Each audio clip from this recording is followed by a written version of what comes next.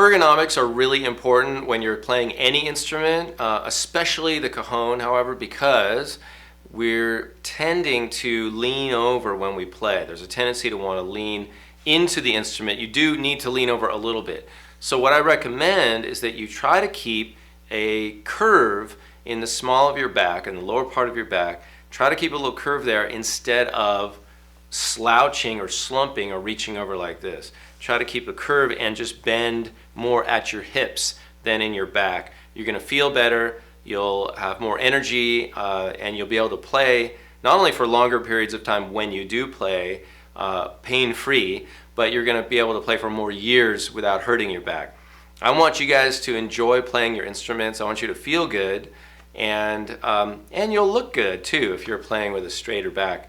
So it doesn't have to be rigid, but you want to make sure your shoulders are relaxed, your arms are relaxed, and you've got a little curve in that low back, and you're not straining in any way. You shouldn't ever have to strain to play any instrument, any drum or percussion, or any instrument really for that matter. So there's two basic ways that you'll see players approaching the cajon or playing the cajon. Now the classical Spanish style or flamenco style would be to leave all four corners on the floor of the bass. So we would set it down just like I am now, and we would just reach down and play this way. Some of the Afro-Cuban players, including one of my teachers, Alex Acuna, likes to sit back a little bit, tip the cajon back, so it's on the back edge only, and the head is tipping towards the player.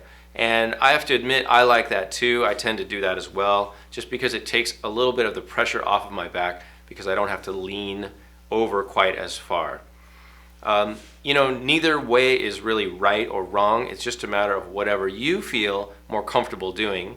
If you want to look more, like you're doing the flamenco Spanish style, then keep it on the ground. If you don't mind that, looking more, casual, you could tip it back. I do both when I play because I'm not doing the same thing all the time. I use different instruments. Sometimes I'll pick up a flute or an ukulele and I'll play the ukulele with one hand and I'll play the cajon with another hand, or I'll play another instrument in addition to the cajon. So I may or may not be tipping it, but it's an option, and it's an option for you. Just be careful, obviously.